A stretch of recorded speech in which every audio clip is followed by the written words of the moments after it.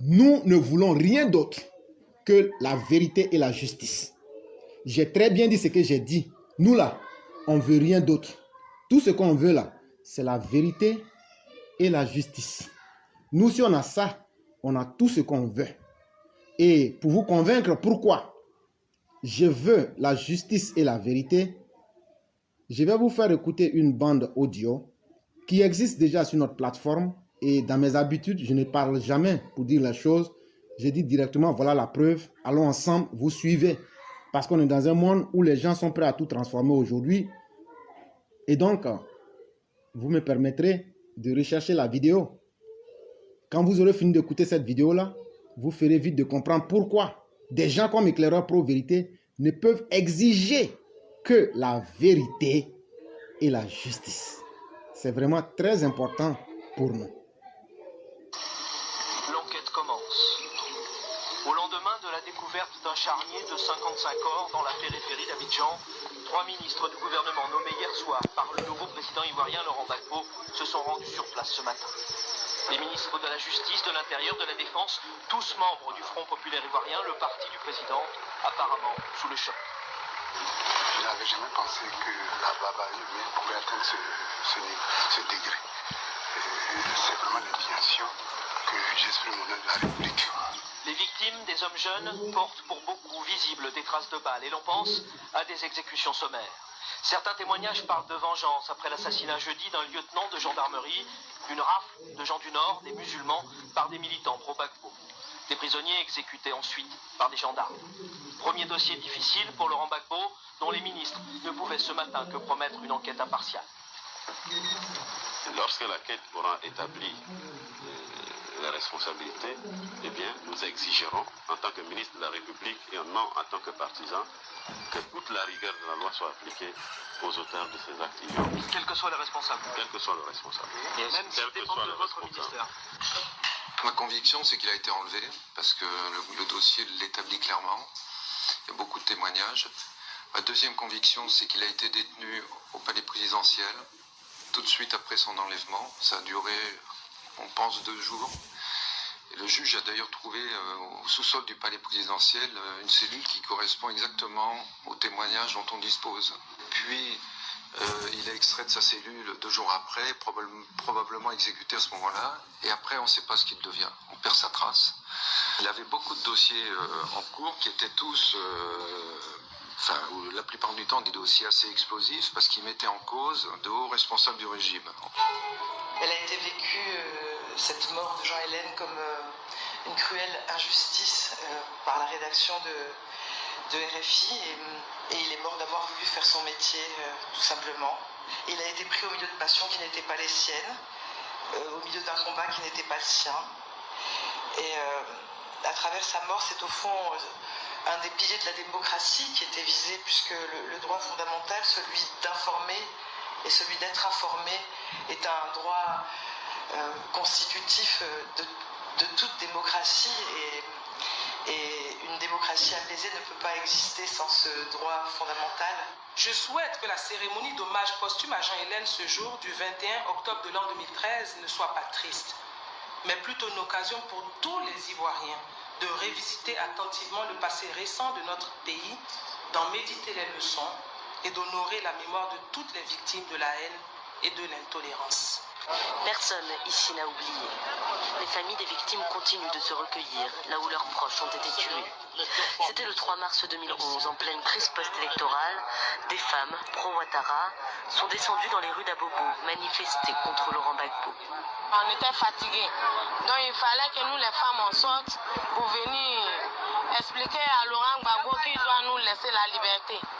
Quand on est venu, un chat est venu et puis il a tiré partout.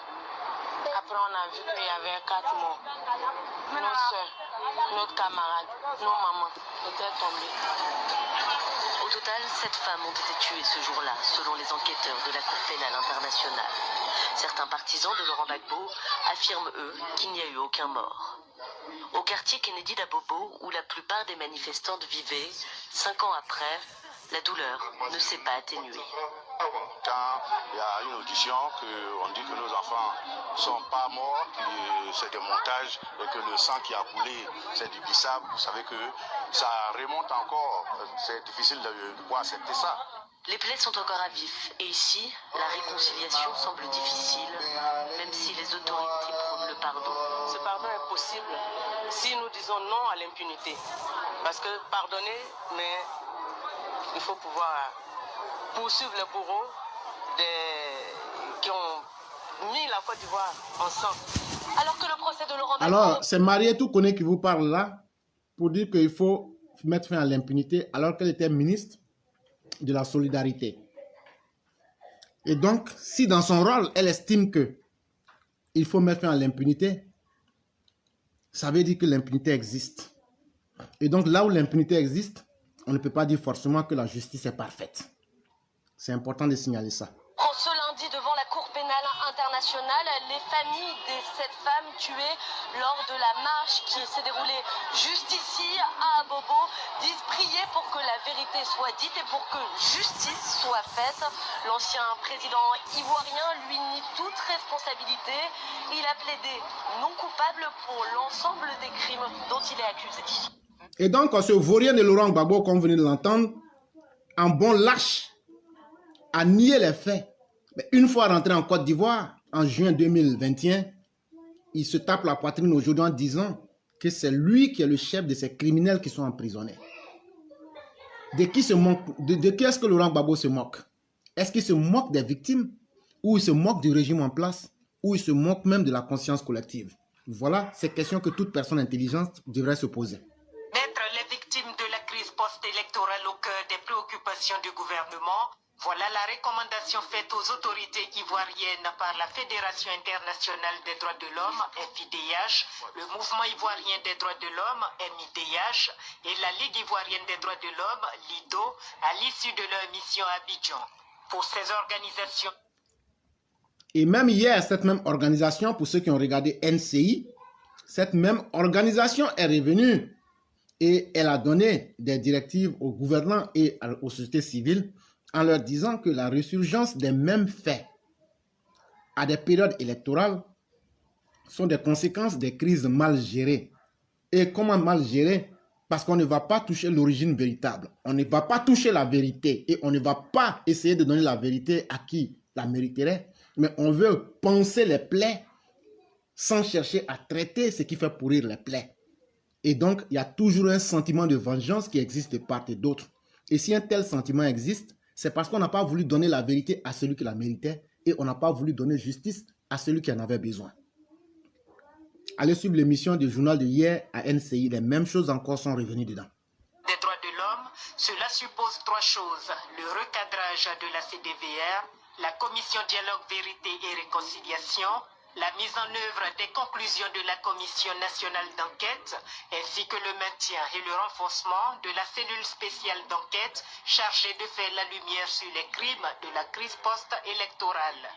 Nos organisations se sont constituées partie civile pour la FIDH, le MID et la LIDO, qui sont 2 organisations nationales ivoiriennes, et aussi pour environ 80 victimes. 80 victimes, mais victimes des 2 camps. Ce que nous préconisons, c'est justement de maintenir en vie cette cellule spéciale et loin de la supprimer, de lui donner les moyens d'aller le plus vite possible jusqu'au bout de sa tâche, et je répète, sans sélectivité, c'est-à-dire en poursuivant des 2 côtés, dans les 2 camps, les présumés responsables. La FIDH, la LIDO et le MIDH sont convaincus d'une chose, seule la justice permettra d'aboutir à la réconciliation nationale en Côte d'Ivoire. C'est pourquoi ces défenseurs des droits de l'homme sont opposés à l'impunité et à l'amnistie.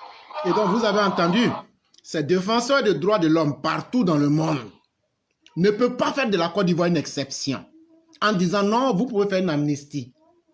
Elles disent qu'elles sont opposées à l'injustice et à l'amnistie. Dans le bon mot, ça sonne bien, l'amnistie, on pardonne tout le monde. Mais en pardonnant, c'est ce qui permet chaque fois que les mêmes causes produisent les mêmes effets. Aujourd'hui, est-ce qu'il faut que moi j'attende que ma mère meure ou mon frère meure victime de violences pour pouvoir exiger la justice? Non. Est-ce qu'une femme qui a été violée, est-ce que cette dame qui va vous parler, qui a perdu son mari, et aujourd'hui les victimes qui la narguent, de quoi a-t-elle besoin? Est-ce qu'elle a besoin d'une cérémonie populaire, on va lui remettre 1 million? Non. C'est du faux badigeonnage. C'est une vue d'esprit.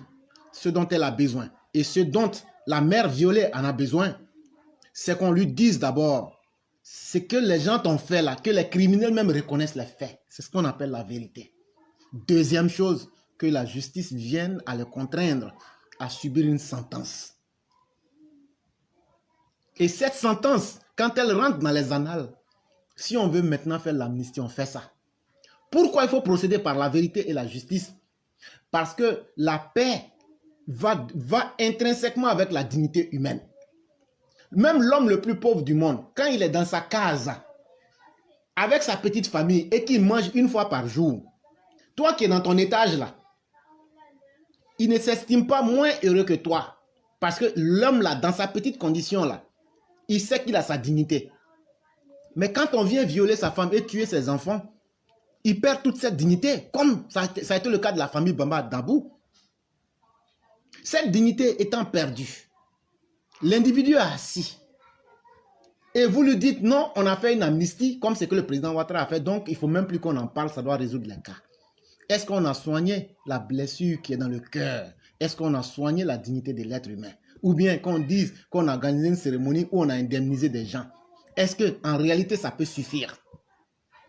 Est-ce que cette amnistie-là a permis aux criminels de comprendre qu'il ne faut plus faire ça? En tout cas, dans le cas de la Côte d'Ivoire, non. Mais les criminels comme Damana Adia Pikas, comme Laurent Gbagbo, comme Simone Eive Gbagbo, comme Pascal Affi-N'Guessan et comme bien d'autres promettent même l'enfer à la Côte d'Ivoire. Et je l'ai dit et je le redis, en Côte d'Ivoire, on se connaît. Ceux-là, tous les faux semblants qu'ils sont en train de faire là, c'est ce qu'on appelle chez nous en Côte d'Ivoire Gaou coupé. Gaou coupé, c'est quand nos jeunes filles voient quelqu'un, elles savent qu'elles ne l'aiment pas, mais elles vont bouffer son argent. Actuellement, là, les opposants, là, les affaires et autres, là, sont en train de faire Gaou coupé avec le gouvernement. Mais à la fin, je vous dis bien, avant 2024, ils vont tous se mettre ensemble. Vous m'attendez, il y a un vendeur d'illusions qui est là. Il faut aller vendre ton internet à ta maman. Il y a des gens, même quand on veut respecter l'humanité, eux vont venir. Il faut aller vendre ton internet à ta maman. On a dit de dire les choses par leur nom. Hein? Vous allez connaître maintenant notre éclaireur. Donc, comme je le disais, le pauvre a aussi besoin de sa petite dignité. La femme violée, il faut qu'on puisse lui dire, ce qui t'est arrivé, ce n'est pas bon. Il faut passer par la case justice pour créer un cas de jurisprudence. Pour que les criminels ne puissent plus venir dire, non, nous, on n'a rien fait. Oh. Laurent Gbagbo, je n'ai rien fait. Oh. Je n'ai rien fait. Oh. Mais en même temps, tu dis que tu es le chef des criminels. Ça veut dire qu'il n'y a pas eu de cas de jurisprudence, ni à l'international, ni au plan national. Et c'est grave. Et c'est de cela que nous parlons. Et je souhaiterais que lorsqu'on aborde ce débat-là, que les uns et les autres évitent de nous tirer vers le bas pour nous infantiliser, ou même en pensant que nous sommes... Moi, éclaireur, là, quand je touche un sujet, là, je vais à un niveau que les gens ne soupçonnent pas. Et je souhaiterais qu'on parte sur la base de ce qu'on a dit. Soit vous faites des propositions, ou bien vous essayez d'apporter la correction qu'il faut. Mais on ne peut pas mener un tel sujet de travail et venir dire non, ce n'est pas vrai, ou bien ce n'est pas comme ça. Ça, on vit ça comme un manque de respect qu'on ne peut pas accepter. Parce que, à la base, fondamentalement, est-ce que ce que nous disons est faux? Non. C'est pourquoi, toi, Laurent Gbagbo, de la même manière que tu as manqué de respect à Houphouët-Boigny, dans la vie, là, la loi du talion existe. D'autres aussi vont te dire aussi, Gbagbo voleur.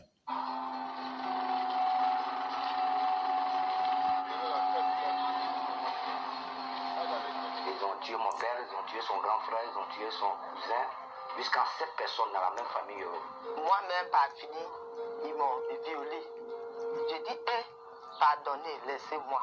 Il dit non. Ce n'est pas ma manière de voir les choses. Il n'y aura pas d'impunité en Côte d'Ivoire. J'ai toujours considéré que l'impunité est une mauvaise chose.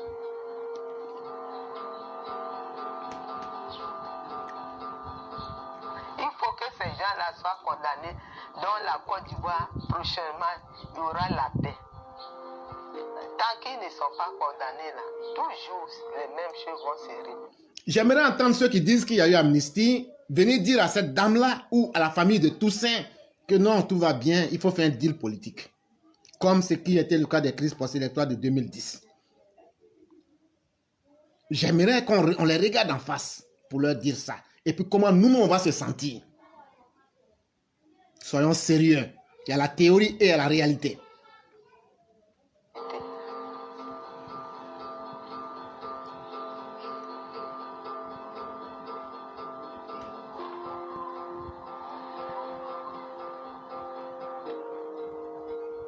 En 2010, après les élections présidentielles de la Côte d'Ivoire, le refus du président à l'époque, Laurent Gbagbo, de céder le pouvoir au président actuel, Alassane Ouattara, a entraîné une crise et finalement un conflit armé de 6 mois. Pendant ce conflit, au moins 3000 personnes ont été tuées et au moins 150 femmes ont été violées. Des crimes graves ont été commis.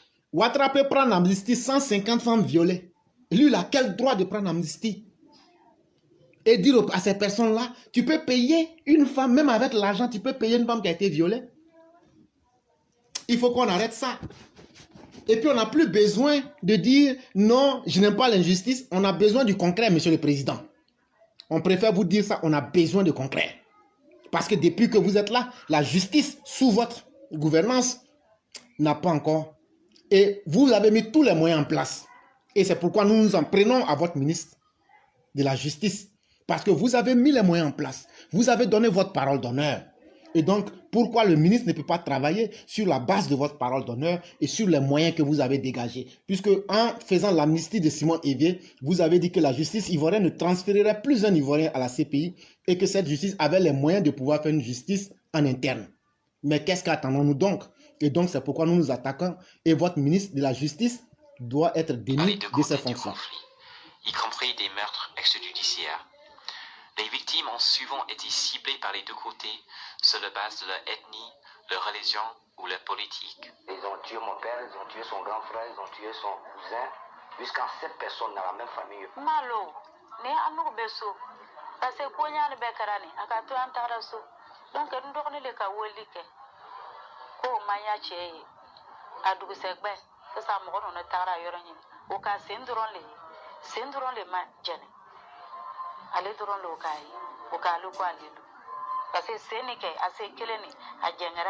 Et donc, comme je vous le disais, c'était devenu tellement un jeu que de détruire la vie humaine. Je vous ai dit ici, Laurent Gbagbo, pour beaucoup de victimes, vous ne verrez jamais vos parents. Ils les ont carrément incinérés, comme ce que la dame est en train de dire, ou on les a dissous dans de l'acide pour les faire disparaître, comme pour cacher les traces de leurs crimes. C'est pourquoi vous ne verrez jamais vos parents. Allez dire à ces parents-là, quand vous ne verrez plus vos parents qui ont été dilués ou qui ont passé au crématoire de Laurent Gbagbo, on dit d'aller à la justice, on s'en fout des détails que votre cœur peut ressentir. Des crimes sexuels ont été commis par les deux côtés du conflit. Les forces de sécurité et les milices pro-Gbagbo ont ciblé les femmes qui ont été actives dans la campagne électorale d'Alassane Ouattara pour les violer. Et donc, vous ferez vite de comprendre que depuis que nous parlons de justice et de vérité. Et nous n'avons pas dit que nous voulons la justice pour nous ou bien contre quelqu'un. Nous voulons la justice en tant que société humaine. Et nous voulons la justice par humanisme. Parce que si on refuse d'appliquer la vérité et la justice, on est en train de dévaloriser et de dévaluer nous-mêmes notre propre humanité devant les autres races. Et demain, quand on va nous faire la chasse aux Noirs, c'est nous, on va se plaindre. Alors qu'en Afrique, nous-mêmes, on n'accorde pas même un minimum de droits aux plus pauvres parmi nous, encore moins la justice. Moi-même, par fini, ils m'ont violé. J'ai dit, je suis vieille, où je suis là, je suis âgée. Pardonnez, laissez-moi. Il dit non, quand tu dis tu aimes Alassane là, dis tu fais campagne d'Alassane au lieu de faire pour nous. Les gens viennent chez toi beaucoup. Nos soeurs là, tu les prends aussi pour voter pour être derrière Alassane. On va te tuer, c'est là ils m'ont violé. Quand ils m'ont violé en même temps, ils sont partis. Les forces républicaines ont aussi violé de nombreuses femmes. Mais nous entendons. Si j'étais malhonnête là, la vidéo que je mets là, j'allais couper la partie des forces républicaines parce que personne ne m'a forcé à faire cette vidéo là. Je ne demande pas la justice pour RHDP, RDR. Je ne demande pas la justice pour les pro-Gbagbo. Je demande la justice pour l'humain, pour l'entité humaine que chacun de nous est. Et c'est pourquoi je ne suis pas dans la subjectivité ou dans la complaisance. Ils l'ont attrapé. Pour moi, la fouille, mais ils ont renversé mon portefeuille qu'il y avait en main. Ma carte d'identité est tombée à la suite des pièces. Et ma carte de FPI est tombée étant membre active du FPI. Ils ont dit en Angula que c'est ceux que nous voulons en main qui sont là. Mon pays, on nous a mis dans une maison. Donc, parce que nous forcer, nous ont déshabillés, nous ont mis nus. Et il y a une qui était avec nous qui ne voulait pas qu'on la viole. Ils ont pris la crosse des fusils, ils ont enfoncé dans sa partie intime. The International Criminal Court is currently trying former Ivorian President Laurent Gbagbo. La Cour de justice pénale internationale est en ce moment en train de juger Laurent Gbagbo. Oui, je comprends la nature des charges. And his close ally, Charles. Et avec lui, son allié le plus proche, Charles Blé Goudé. On 4 counts of crimes against humanity. Et ils sont jugés sur les bases de crimes contre l'humanité. Forward for at least some of the victims from the En tout cas, pour tout au moins certaines de ces victimes. where most of the justice should take place. Et nous pensons que la justice devrait avoir lieu autant à la CPI qu'en Côte d'Ivoire. A single trial in Côte d'Ivoire's regular criminal courts for human rights violations committed during the crisis. Si ceux qui ont commis ces crimes-là avaient pensé un seul instant que ces crimes-là ne resteraient pas impunis, qu'ils allaient payer forcément pour ce qu'ils avaient fait, ils n'auraient jamais commencé même à commettre ces crimes. C'est parce que justement par le passé, il y a eu des crimes semblables qui ont été commis, pour lesquels rien n'a été décidé, pour lesquels justice n'a pas été rendue. C'est justement ça qui a encouragé les autres à emprunter la même voie. Et donc, c'est ça le secret de la Côte d'Ivoire. Les hommes politiques, aujourd'hui, nous en sommes à nous dire et à être même plus que convaincus qu'il n'y a pas un pays qui fait le marathon des dialogues politiques plus que la Côte d'Ivoire aujourd'hui. Mais toujours, quand on fait ce dialogue politique, vous n'entendrez jamais les vrais cas de justice, de problèmes de la société. Mais vous entendrez toujours des aspects politiques, parler d'amnistie. Et donc, est-ce que les hommes politiques ivoiriens, de toutes tendances confondues, n'ont pas fait un deal contre le petit peuple que chacun de nous est? Est-ce qu'aujourd'hui, les politiciens, sachant que eux, leurs femmes et leurs enfants ne vont jamais mourir, ne se fichent pas de la vie des Ivoiriens? Voilà aujourd'hui la question qu'on peut se poser. Et c'est ce que le monsieur dit. Les mêmes causes produisent toujours les mêmes effets. Et c'est pourquoi nous disons au président Ouattara, ne te laisse pas embobiner dans ces mêmes causes-là de dire l'amnistie, il faut laisser tomber. Président, faisons quelque chose de nouveau. Jugeons tout le monde et mettons-les en face de leurs responsabilités.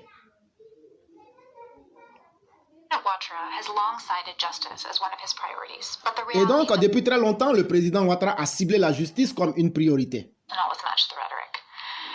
Mais cela demeure comme une rhétorique, puisque sur le terrain, nous ne voyons pas les effets effectifs de la justice. Et donc, il faudra qu'au-delà des investigations qui ont été déjà effectuées, que l'application de la justice puisse continuer. Mais il y a encore d'autres étapes que le gouvernement devrait continuer de maintenir. Il faut une justice impartiale et indépendante. Le défi majeur qui se présente aux juridictions nationales, c'est de veiller à ce que les victimes et les témoins qui se présentent pour renforcer leur instruction soient véritablement protégés. Credible justice also means that defendants who've been languishing in pretrial detention, some for years, should have their cases. Et une justice équitable impliquerait que ceux qui ont été emprisonnés depuis de nombreuses années puissent passer devant les tribunaux et que la procédure puisse être accélérée. Et cela doit être une priorité. Et le gouvernement doit aussi mettre en pratique des mesures légales pour donner les moyens aux victimes de pouvoir prendre en charge leur procès et même l'information qu'il faut. Et ça, c'est le rôle du ministère public de la justice. Et aussi faire appel des cas et revisiter les cas pour essayer d'apporter la vérité. Donc, on consacre la séparation des pouvoirs, pouvoir judiciaire, pouvoir exécutif, pouvoir législatif. Donc, c'est de faire en sorte qu'à aucun moment donné, le pouvoir exécutif ou quelque autre pouvoir que ce soit ne s'immisce dans le pouvoir détournement judiciaire. C'est de demander à l'État de Côte d'Ivoire d'accompagner la justice, de mettre à sa disposition les moyens et de lever toutes les contraintes justement qui empêcheraient les juges dans l'exercice de travail. Il faut que ces gens-là soient condamnés dans la Côte d'Ivoire. Prochainement, il y aura la paix. Et cette mère qui parle là, elle n'est pas là à l'école. Mais elle parle d'abord parce qu'elle a été violée, gravement. Mais elle dit, il faut que ces gens soient condamnés. Mais parlons maintenant, essayons de faire une analyse psychologique de ses propos. Ce qu'elle demande, même si elle-même ne sait pas forcément ce qu'elle veut, elle est en train de demander que elle a des enfants, filles, et la vie va continuer après elle et après tout ça. Il ne faudrait plus que les mêmes choses se passent. Il faut confronter ces bourreaux-là à la justice, si possible, les mettre en face de la rigueur de la loi. Là, quand c'est comme ça, la société comprendra que ce que ces personnes ont fait est mauvaise. Et l'homme même qui a été le bourreau, pendant son temps, va comprendre. Et l'histoire de l'humanité, dans les archives de l'histoire de la Côte d'Ivoire, il sera marqué que Clairer aurait été un violeur, il a passé par la justice. C'est encore plus important que de effacer les faits par une amnistie. Ils ne sont pas condamnés là. Toujours, les mêmes choses vont se répéter. Ok, maintenant voilà celle-là qui est une victime, qui n'est pas là à l'école. Voilà des organisations internationales de droits de l'homme qui viennent vous parler pour dire que les mêmes causes vont produire les mêmes effets. Et même en 2022, je vous ai dit, allez regarder l'émission de NCI, le journal NCI hier. Les mêmes choses se disent aujourd'hui. Donc, quel miracle voulons-nous? Et est-ce que nous, on est suffisamment bêtes quand on interpelle notre société humaine qu'est la Côte d'Ivoire? C'est parce qu'on sait que c'est le danger qui manque à la Côte d'Ivoire. Et monsieur le président Alassane Ouattara, vous êtes l'homme et l'unique qui peut, comme vous l'avez fait avec les détournements, vous êtes la seule boîte d'espoir qui peut nous faire bouger aujourd'hui, en allant directement dans la vérité sans complaisance et dans la justice sans complaisance. Et votre ministre sans Kambila, lui, il ne peut pas. La justice joue son rôle normal. Ça peut vraiment apaiser mon cœur parce que Dieu a dit de pardonner toutes choses. Vous avez entendu cette victime? Il dit, si, il y a une hypothèse qu'il émet, si la justice joue véritablement son rôle, ça peut apaiser mon cœur. Parce que naturellement, l'homme est fait pour pardonner autant aussi qu'il peut garder de la rancœur.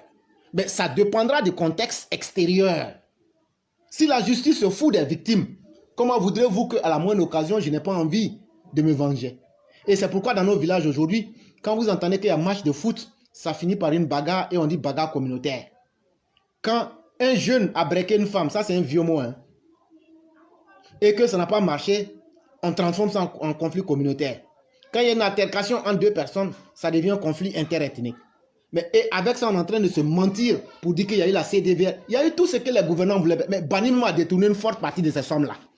Ceux qui viennent nous dire la CDVR tout a marché, c'est faux. La majorité des sommes ont été détournées. Ça aussi, il faut qu'on le dise. Et c'est ce que Bani a pris en 2015 pour aller aux élections contre Ouattara. Il faut qu'on dise la vérité. Les victimes n'ont même pas reçu ces sommes-là. Et comme toujours, on a fait du maquillage. Et on a organisé des cérémonies. Mais le fond même, et tout le monde le sait, le fond de fonctionnement de la CDVR était devenu plus cher même que ce qu'elle devrait donner aux victimes. Tout le monde le sait, ça a été du détournement. Et donc finalement, les victimes ont eu quoi? Elles n'ont pas eu justice. On a pris quelques victimes qu'on a écoutées. On a fait du badigeonnage. Et aujourd'hui, on vient nous dire que non, le président a pris une amnistie, que ça suffit. Ça ne suffit pas. Et c'est ce que les victimes vous disent aujourd'hui, qu'elles vous diront toujours. On veut la justice et la vérité. On peut pardonner, mais ne pas oublier. Mais si la justice arrive à faire son travail normal, nous, on peut pardonner. Depuis 7 ans, Karim Koulibaly ne se déplace plus qu'en béquille. Ce père de famille a perdu sa jambe gauche en 2011 à la suite d'une blessure par balle. Sa vie s'en est trouvée bouleversée. Forcé de troquer son métier de chauffeur de taxi contre un petit boulot dans ce kiosque à café. Voilà ce que moi je fais au quotidien. Je vends du café noir pour pouvoir survenir à mes besoins. Aujourd'hui, c'est au sein de ces magasins que moi je dors. Vous imaginez? Pour lui, comme pour d'autres victimes de la crise post-électorale ivoirienne, l'amnistie proposée proposé par le président Alassane Ouattara a un goût bien amer. Jusque-là, nous n'avons pas été pris en charge. On n'a pas été indemnisé comme il se doit correctement. Et nous, aujourd'hui, on nous parle d'amnistie pendant que ceux qui nous ont tués, qui nous ont rendus détruits, qui nous ont rendus mutilés, aujourd'hui ont été libérés par une amnistie qui leur donne le plein pouvoir de pavaner dans la ville. Donc, vraiment, ça me fait mal. Une allusion à peine voilée à Simone Gbagbo, libérée et de retour à Abidjan depuis mercredi. Une arrivée triomphale. L'ex-première dame ivoirienne a été accueillie dans la liesse par une foule de partisans. Je crois que de là part la liberté des Ivoiriens, la paix pour les Ivoiriens. Mais pas pour tous. Pour les victimes du pouvoir Gbagbo, cette libération est surtout synonyme d'impunité. Aux yeux d'Isiaka Diaby... Quels sont ceux qui étaient les victimes du régime Gbagbo? C'était les gens du nord de la Côte d'Ivoire et plus spécifiquement les opposants. Il faut avoir, il faut avoir la clarté de dire les choses. L'État de Côte d'Ivoire même devrait être jugé pour injustice face aux gens de la Côte d'Ivoire et du nord de la Côte d'Ivoire. Mais tout ça, c'est parce que les gens du nord même ne sont pas conscients même du mal qui leur a été fait. Mais il n'y a pas quelqu'un qui a été plus victime que les gens du nord. Laurent Gbagbo les tuait, Soro Guillaume les tuait abondamment. Et voilà ce qui est dit là. Pour les victimes du régime Gbagbo, l'amnistie a été une grosse injustice. En d'autres termes, le président, en faisant cette amnistie-là, a fait une grosse injustice contre ses propres militants. C'est ce que ça veut dire. Isiaka Diaby, amnistier, c'est oublier les crimes du passé et tout espoir d'une justice à l'avenir. Aujourd'hui, après 3000 morts, Ouattara vient de prendre une loi d'amnistie. En tout cas, par cette décision, Ouattara vient d'exposer l'ensemble des populations ivoiriennes à des violences dans le futur. Et il vient d'encourager d'autres personnes à commettre des crimes. Au total, 8... Et donc, monsieur le président, en tout cas pour 90% des Ivoiriens, qu'ils soient de l'opposition ou même de votre camp, c'est exactement ce que nous pensons.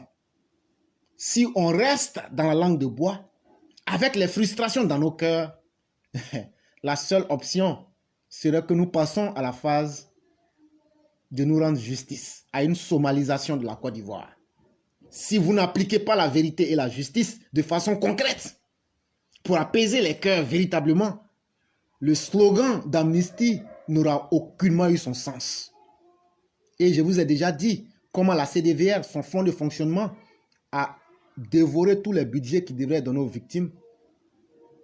Et donc, quand on me dit que tout a été beau sur le papier, mais rien n'a été beau dans la réalité. Il faut avoir le courage. Nous, on vient ici pour comparer ce qui est dans les faits, ce qui devrait être fait et ce qui est fait.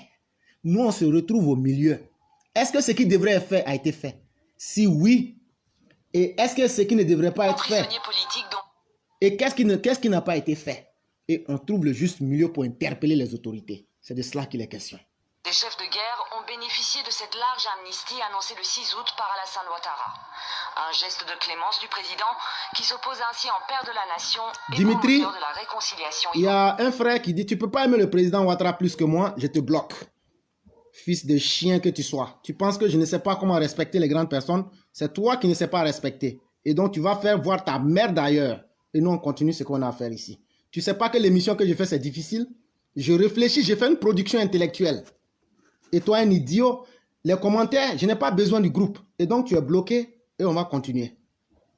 Souhaitez-vous, comme le président Ouattara, d'ailleurs, que les procès relatifs à ces crimes se déroulent en Côte d'Ivoire? Bien sûr, et c'est la position de la FIDH dans beaucoup de pays africains, en Guinée avec le massacre du 28 septembre, au Mali avec les crimes des djihadistes. Nous sommes là pour faire fonctionner l'État et la justice. La justice peut se faire en partie. Et donc, pourquoi le journaliste Florent Guil ici, qui est responsable du bureau Afrique de FDH, prend le cas de la Côte d'Ivoire, mais compare avec le Mali et d'autres pays où il y a eu des injustices de crimes humains? Pourquoi il fait le parallèle? Posez-vous bien la question. Parce que partout où il y a eu des injustices, cela finit par fragiliser l'État lui-même, comme en Somalie, où à un moment, plus personne n'avait confiance en la justice et on s'est dit quoi? Que chacun prenne ce qu'il doit prendre pour se défendre. Et aller demander aujourd'hui à quelqu'un s'il a envie d'être membre du gouvernement, en Somalie. Et donc, en ne pratiquant pas la justice, l'État, à court et à moyen terme, est en train de lui-même se fragiliser sans s'en rendre compte. Parce que vous ne pouvez pas créer un système judiciaire qui soit dans les papiers, mais qui ne fonctionne pas et dire que tout va bien. Ça ne se passe pas comme ça. Et donc, je préfère dire aussi la vérité. Tous les moutons et les animaux errants sur les réseaux sociaux qui pensent que venir ici pour donner leur avis, idiots, si vous n'aimez pas ce que je dis, quittez sur cette plateforme-là. Je n'ai pas besoin d'argent, je n'ai pas besoin de compliments, j'ai besoin de faire un travail intellectuel pour la postérité. Venez plutôt juger mon travail, de me dire ce que tu dis est faux. Ce que tu dis n'est pas bon. Ce que tu dis, voilà les limites. Voilà ce à quoi je m'attends. Et surtout, venez me dire que ce que je suis en train de dire, que c'est des choses qui n'ont pas existé. Et donc, les imbéciles qui se promènent sur les réseaux sociaux, même si c'est avec 0 personne, je m'en fous. Je n'ai pas demandé l'avis de quelqu'un pour créer cette plateforme. Et donc, si je dois évoluer seul là, je vais enregistrer mes émissions et ça me fera même gagner en temps. Ça me fera même gagner en temps. J'ai confiance en ma puissance intellectuelle. Et c'est ce qui vous gêne. Vous les criminels qui vous cachez pour venir dire tu es devenu radical, tu es comme ça. Même Ouattara même était un radical. Même le président Ouattara est un radical. Parce que quand tu abats un fruit pourri, c'est que tu es quelqu'un de radical. Tu ne peux pas gagner une élection. Et un fruit pourri va vouloir prendre voler ton élection et puis tu vas être soft. Il faut que tu sois radical. Et c'est ça qu'est la vie. Nous, on a déjà fait un choix. Et donc, tous ceux qui veulent parler sur cette plateforme-là, faites attention. Si vous venez dire n'importe quoi, on vous balaie. Parce que je n'ai pas besoin de vous. Je le dis très bien. Je m'en fous. Si vous voulez, mettez les cœurs. Si vous voulez, ne mettez pas. Je suis très original dans ce que je fais. Et je ne demande pas à personne de partager. Je m'en fous. Mais ce travail que je fais là, Dieu va me juger. Ma conscience va me juger. Et l'histoire de la Côte d'Ivoire va juger chacun de nous. C'est ça le jugement que j'attends. Je m'en fous des esprits abîmés qui peuvent venir. Vous réagissez comme des canards. Je vous canaille. Je vous canarde et puis je passe. Parce qu'à la fin de la journée, c'est ma plateforme et je peux décider de dire ce que je veux sans insulter et sans mentir. Je peux décider de donner ma réflexion. Et je décide de la ligne et de la conduite à tenir ici en termes de stratégie. C'est un objectif que je défends. Vous pensez que je suis comme les autres cyberactivistes qui sont là pour faire plaisir aux gens ou à des cadres? Moi, je suis là pour défendre une idéologie. Nous, là, on va mourir, ça ne va même pas durer. Mais nos enfants, ils vont vivre comment? Dans les mêmes deals des politiciens ivoiriens, chaque élection, on va les tuer comme des moutons. Ça ne passera pas. Et donc, vous pouvez dire ce que vous voulez. Si je vois un qui sort une déclaration à la con, je le bloque et on passe à autre chose. Non, il faut qu'on s'occupe d'eux, chère mère Marine Bessot. Il faut qu'on s'occupe d'eux. De la même manière que je m'occupe de leur imbécile de Laurent Gbagbo, je vais aussi m'occuper d'eux ici. Et ce sont les traîtres parmi les soi-disant militants RDR qui sont des véritables moutons, des envoyés, des chiens des cadres du RHDP. Ce sont leurs envoyés qui sont là comme ça. Mais ça ne marchera pas avec moi parce que je n'ai jamais pris 5 francs avec quelqu'un et je n'en ai pas besoin. Elle se fera avant tout et elle est faite avant tout pour les États africains, mais pas que en Afrique. Hein, c'est la même question qui se... On est en train de vous dire que c'est avec Ouattara on peut réussir à faire bouger des montagnes. Toi, l'animal, tu te promènes. Ah non, tu es là, tu es en train de... Tu es comme ça. Si Ouattara n'était pas capable, on n'allait pas lui demander de faire ça. Sinon, nous autres, là, nous, on est dans les pays là où il y a la loi. On s'en fout. Mais il faut lutter pour les plus faibles. Et donc, nous, on est, comme disait KTS, nous restons sereins, imperturbables, mais on reste déterminés. On ne laisse rien. On ne laisse rien. Quand on voit le faux, là, on va aller jusqu'au bout. Quand on voit la vérité aussi, on va soutenir. Moi, je n'ai jamais demandé à quelqu'un de me soutenir. Hein. C'est Ouattara qu'il faut soutenir. Mais il faut le soutenir comment? Il faut le soutenir dans la vérité. Partout dans le monde sur l'impunité. L'impunité est un boomerang. Si on n'en prend pas garde et si on ne fait pas cette justice, on ne pourra pas faire la paix. Preuve en est d'ailleurs les mutineries à répétition qui se déroulent en Côte d'Ivoire 4 en 2 ans sur les 2 dernières années. On ne fera pas l'émergence sans un minimum de justice. Il n'y aura pas d'impunité en Côte d'Ivoire. Ça là encore là, est-ce qu'on va dire que ce monsieur là, c'est un idiot? Des gens qui sont des experts dans des questions de niveau international. Il dit même l'émergence là, même si on arrive à développer toute la Côte d'Ivoire et puis peindre ça en or là, s'il n'y a pas la justice là, c'est qu'on n'a pas encore atteint l'émergence. Parce que le cœur et les êtres intérieurs n'ayant pas été au rendez-vous du développement extérieur que nous voyons là, on risque de tout détruire comme la canaille. C'est ce qu'il est en train de dire comme ça. Toujours considérer que l'impunité est une mauvaise chose. Je sais que les élections présidentielles en Côte d'Ivoire prévues à la fin de l'année 2020 suscitent parmi vous des interrogations, peut-être chez certains des appréhensions. Je suis pour ma part confiant. Confiant dans la volonté et la capacité du peuple ivoirien à franchir dans la paix cette étape importante pour la démocratie ivoirienne. La Côte d'Ivoire doit continuer d'ouvrir de nouvelles pages prometteuses et demeurer un modèle pour le continent. Je sais qu'elle en est capable et qu'elle en a la force, et nous ferons à notre place tout ce qui aidera à aller en ce sens. Et donc, on vient d'entendre le président Emmanuel Macron parler et faire de belles promesses. Mais le président Ouattara s'est plaint il y a 2 jours des promesses que les Occidentaux nous font et qui, dans leur malhonnêteté, ne respectent jamais leurs projets. Et donc, au lieu de faire confiance aux promesses des autres, faisons confiance en nous-mêmes en faisant ce qui nous arrange. C'est vraiment très important. Et on continue. Bédié s'en est pris à la candidature controversée d'Alassane Ouattara.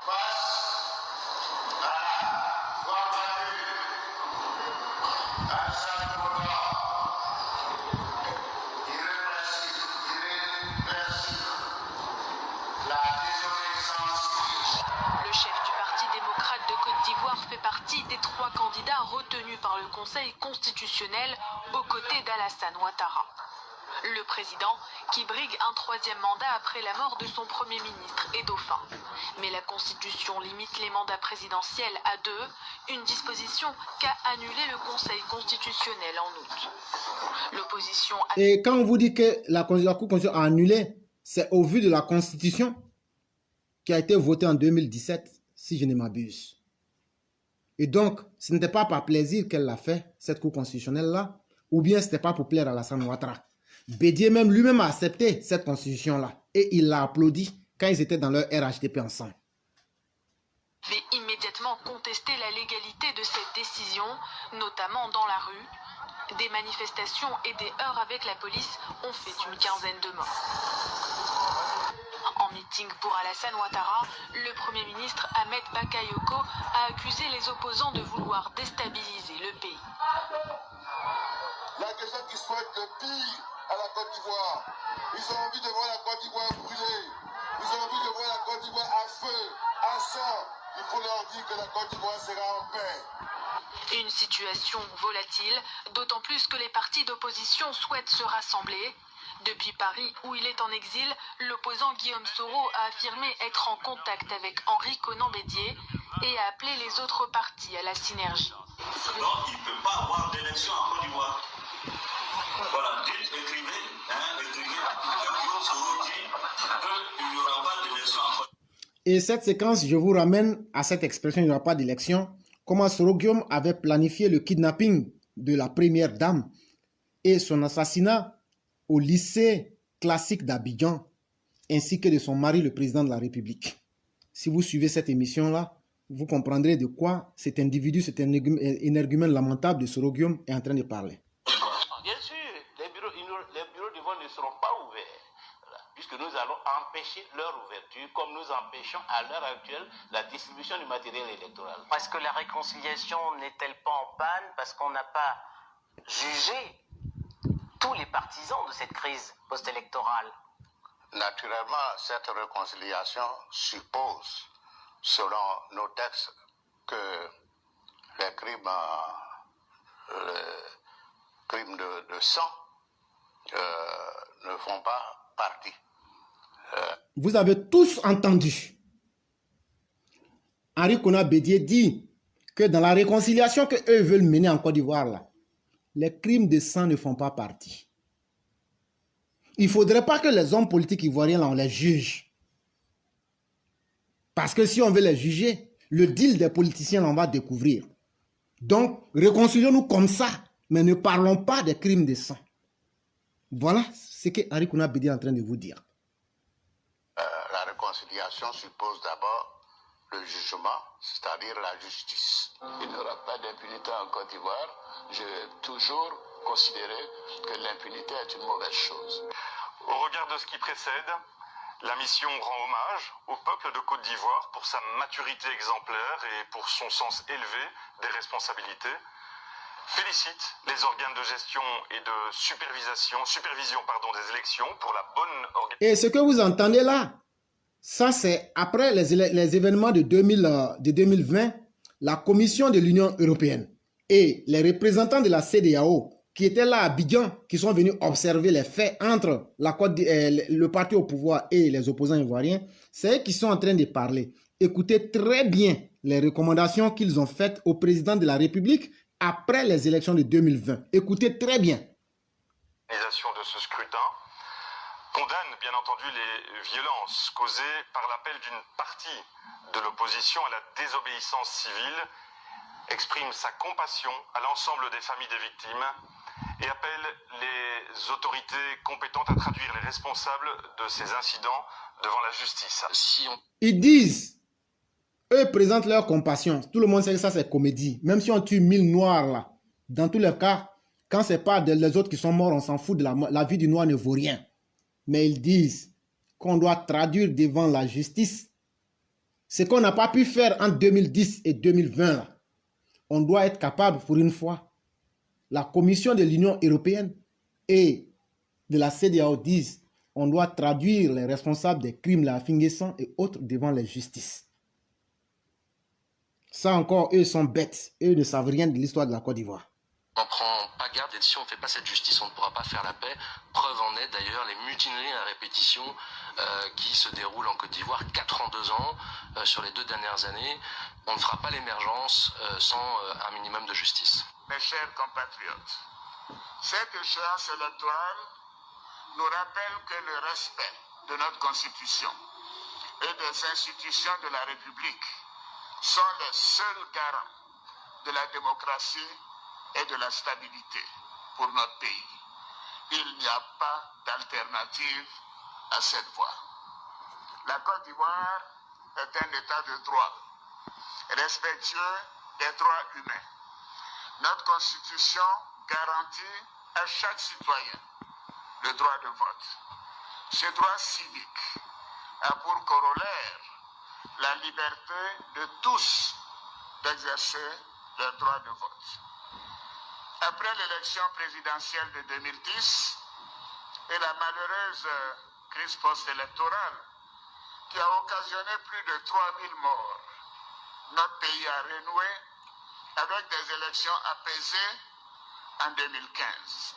En effet, l'élection présidentielle de cette année-là s'est déroulée dans un climat de paix, nous faisant légitimement penser que le temps des violences électorales était définitivement révolu. Hélas, l'élection présidentielle du 31 octobre 2020 a donné lieu à des violences et à des actes intolérables constitutifs d'infractions pénales. Je condamne avec la plus grande fermeté ces actes de violence qui ont entraîné des pertes en vie humaine et des destructions de biens publics et privés. Ces actes graves, je le dis, ne doivent pas rester impunis. Il faut mettre fin à l'impunité. Ça, c'était l'investiture du président le 15 décembre 2020. Regardez sur la partie où il a dit que ces crimes ne doivent pas rester impunis. Malgré que c'est une salle qui est pleine de diplomates et de personnes de toute la sous-région, vous avez entendu les gens applaudir. Ceux-là encore sont bêtes. Ceux-là encore, on va venir juger, on va venir questionner leur intelligence. Ou pourquoi? Donc, dites-nous la raison pourquoi ils ont applaudi. Qu'est-ce qui est intéressant dans ça là? Qui a fait qu'ils ont applaudi? C'est la confiance de la parole du chef de l'État. Et c'est ce que nous on demande qu'elle soit matérialisée maintenant.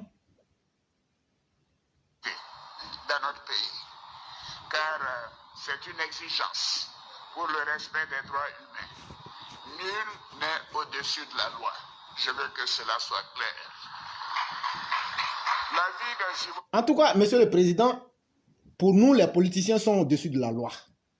Quand Bédier dit que les crimes de sang ne doivent pas faire partie des prérequis ou des prérogatives, ça veut dire que Bédier et sa famille sont au-dessus des lois. Ça veut dire que Afingé sont au-dessus des lois. Ça veut dire que tous les criminels sont au-dessus des lois et les victimes sont en dessous des lois. Et c'est pourquoi vous êtes l'homme par qui nous pouvons avoir cette justice-là, pour mettre l'homme au cœur du développement et essayer de rééquilibrer la tendance. Et c'est pourquoi on vous fait la demande de faire la justice. Et des populations vivant en Côte d'Ivoire ne doivent pas être sacrifiées pour nourrir des desseins politiques. Et donc, vous venez d'entendre les propositions du chef de l'État. Et donc, au-delà des vœux pieux et des propositions qui amèneraient même à faire pâlir Cléopâtre, passons-en aux actes. Et comme, entre-temps, on ne veut pas passer aux actes, on laisse les criminels prospérer. Aujourd'hui, Isaac, le sémeur de haine, le propagateur de la haine, je suis allé sur son site.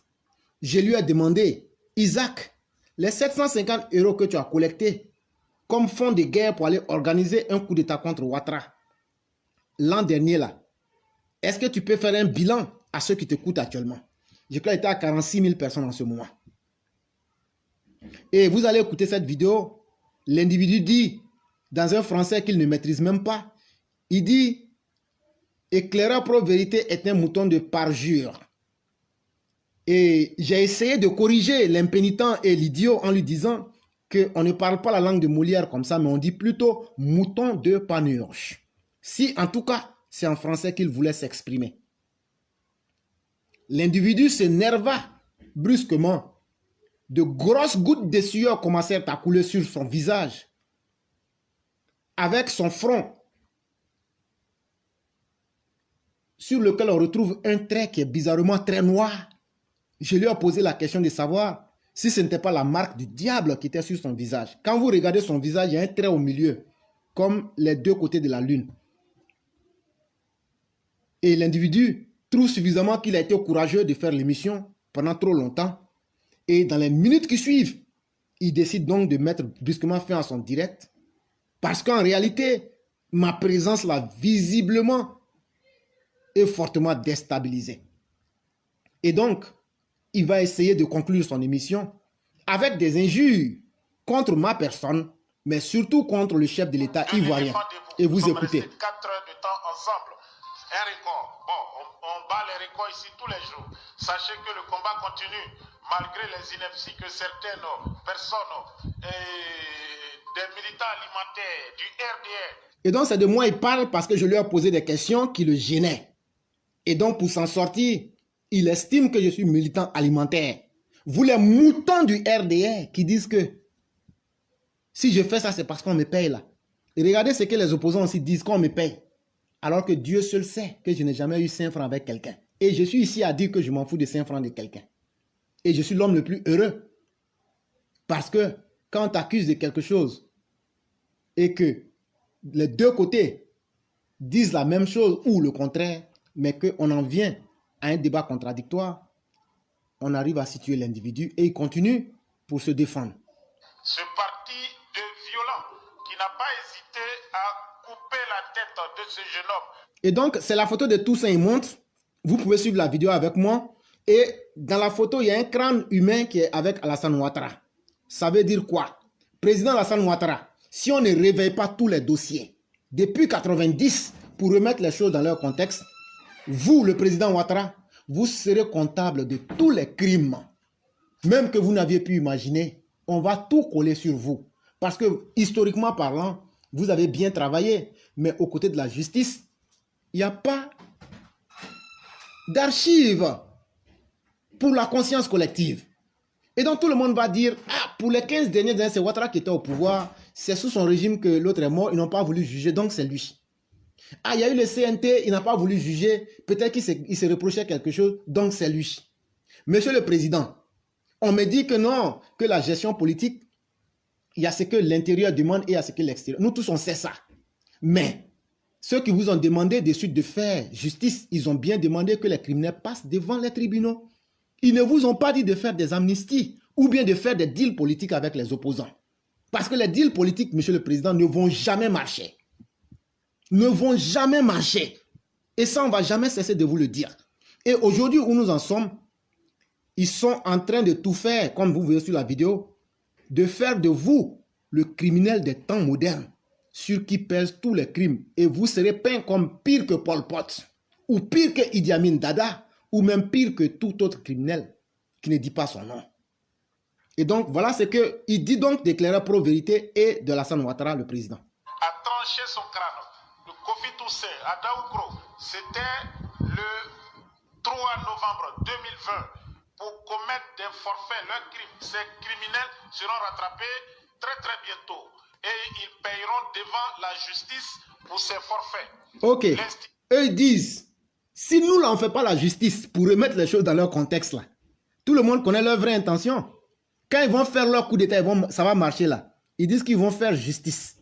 Et leur justice là, ils vont abattre tous ceux qui sont les partisans de Ouattara. Ça c'est un. Et les rares qui vont prendre par pitié pour les juger, on va les torturer jusqu'à eux-mêmes, ils vont reconnaître les faits pour dire que c'est vous, Ouattara, qui êtes le père de tous les crimes en Côte d'Ivoire. Alors que tout le monde sait que c'est Laurent Gbagbo, Bédié et Soro-Guirassy. Et c'est ce qu'ils sont en train de vous dire. Si vous refusez de faire justice, quand eux vont venir là, ils vont appliquer une justice où c'est nous on va porter dans l'histoire et dans les annales de la Côte d'Ivoire tous les péchés des crimes, que ce soit vrai ou faux. C'est ce qu'ils sont en train de vous dire là. Le créateur principal, Alassane Dramane Ouattara, celui qui distribue les ressources de la Côte d'Ivoire à ses amis français et à ces bandes, que dirais-je, de perdus qui viennent ici pour nous raconter des âneries. Monsieur éclaireur pro-vérité, voilà un mouton de Pajur de la bande du RDR, perdu par ici sur le direct. Nous allons continuer le combat parce que l'Afrique demande que ses fils et ses filles se mobilisent face à la violence, face à la malhonnêteté, face aux tueries, face aux manipulations. Nous serons là, Elvic TV sera là tous les jours pour vous informer, pour continuer le combat des dignes fils de l'Afrique. Tous en soutien aux patriotes et compatriotes Assimi Goïta, colonel des forces spéciales de l'armée malienne, président de la République du Mali. Un peuple, un but une fois. Un peuple, un but une fois. Un but, l'indépendance totale. Une fois aussi, l'indépendance totale. Un peuple, le peuple. Et donc, mesdames, messieurs, on ne va pas jouer toute cette vidéo parce qu'il faut gagner en temps. Et donc, vous pouvez suivre la même vidéo sur nos pages. Et après, ils vont faire suivre la vidéo de différents messages pour inciter correctement à l'insurrection et au coup d'État en Côte d'Ivoire. Et on nous dit non, c'est de la communication poubelle, il ne faut pas se plaindre. Et ce Elvis, c'est à chaque fin de mois ou en début de mois, il devient très virulent parce qu'il doit payer son loyer en France. Mais les 750 € que tu as pris avec les gens là, tu as fait quoi avec ça? Il faut leur dire ce que tu as fait avec. En réalité, l'individu se nourrit avec les misérables fonds qu'il récolte au travers de nos compatriotes qui travaillent durement mais qui ne savent pas ce qu'il faut faire parce qu'aveuglés par leur haine contre Alassane Ouattara. Et pour terminer, il y a notre aîné KTS qui dit mais cette chaîne se trouve en France et Macron prétend aider la Côte d'Ivoire. Vraiment, avec une chaîne comme ça, à Paris, peut-on vraiment avoir confirmation que les pays n'ont que des intérêts? Effectivement, vous avez raison, M. KTS. La diplomatie internationale va avec une hypocrisie qui est tellement basée sur les intérêts que chacun doit défendre son intérêt. La France n'est pas là pour défendre les intérêts de la Côte d'Ivoire. C'est plutôt de demander, est-ce que la Côte d'Ivoire n'a pas un ambassadeur là-bas qui puisse dire, ou bien interpeller ce monsieur-là, ou bien rentrer en contact avec les autorités pour dire, voilà quelqu'un sur la base de ces vidéos qui incite à la haine. Et même, je dirais même incitation au terrorisme international. Et donc, c'est autant de questions. Et que les gens ne se méprennent pas. Il y a certaines choses qu'on va dire là. Il y a l'ambassadeur d'un pays, le pays le plus puissant du monde. C'était mon ami. Lui et moi, quand on s'assoit là, on parle. Je connais bien le rôle d'un ambassadeur. Je dis bien le pays le plus puissant du monde. Donc, vous aurez vite fait de comprendre. Donc là, Même si on dit je ne suis pas là à l'école là, il m'a expliqué le rôle d'un ambassadeur, les possibilités d'un ambassadeur, les capacités d'un ambassadeur et les limites d'un ambassadeur.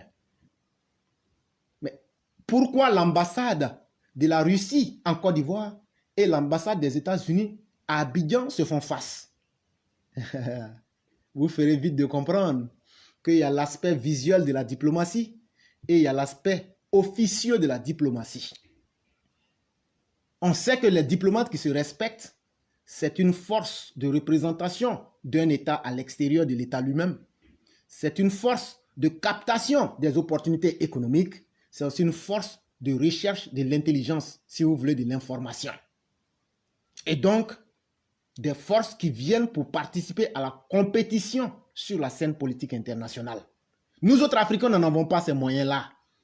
Mais nos criminels qui sont disséminés dans nos pays, est-ce que ce sont les Blancs qui ont dit à nos ambassadeurs de ne pas faire appel? Quand le Sénégal le fait, quand le Ghana le fait, qu'est-ce qui prouve que les Ivoiriens ne peuvent pas faire autant? Mais quand on a des ambassadeurs comme Maurice Bandama, qui soutiennent des criminels, des génocidaires, ceux qui ont financé, comme la vilaine dame dont je ne saurais dire, celle qui a échoué même dans son métier de comédien, quand ils reçoivent les bras cassés, les désœuvrés de la vie, les déchets humains qu'ils veulent faire passer pour les représentants de la Côte d'Ivoire, vous aurez vite fait de comprendre que Maurice Bandama soit fait dans du népotisme et je dirais même dans du clanisme parce qu'il reçoit ses parents à Caen contre les vrais Ivoiriens. Parce que lui qui devrait représenter l'État de Côte d'Ivoire, il reçoit en grande pompe Éléonore parce qu'ils sont à Caen. Parce que disons les choses maintenant, comme on a dit de dire les choses maintenant, on va dire les choses maintenant. On voulait être élégant, mais disons les choses comme on pense maintenant. Et donc, nous autres, on a tout le droit de penser et de dire ça clairement. Éléonore a été reçue en grande pompe sur la base du tribalisme et du clanisme que manifeste Bandama Maurice. Cet ambassadeur militant, cet ambassadeur qui ne faisait que vendre les passeports et les visas des Ivoiriens et leur rendre compliquer la tâche. On ne sera plus tendre avec vous, cette ambassade corrompue et cette ambassade déstabilisée qu'il a fallu qu'on les pousse pour leur sortir de leur retranchement, pour arrêter de faire des laissés-passer aux Ivoiriens. Ils volaient les Ivoiriens. Et cette ambassade qui est remplie de personnes sans projet et objectif de vie. Vous pensez qu'on ne vous connaît pas? Vous partez prendre les désœuvrés de Paris. Ah non, on m'a appelé, c'est pourquoi je suis là-bas. Mais moi, je travaille. Si tu m'appelles là, je vais te dire, bon, moi, je ne suis pas un désœuvré.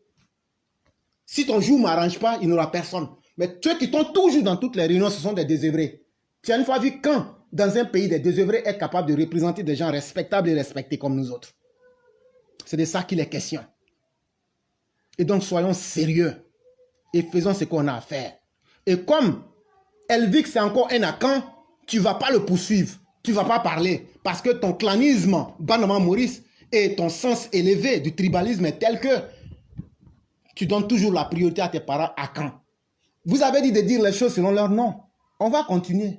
Et on va même plus être modeste. Et vous-même là, vous allez venir dire ici, éclaireur, pardon, il faut voiler un peu les choses. Et donc, je vais m'arrêter là.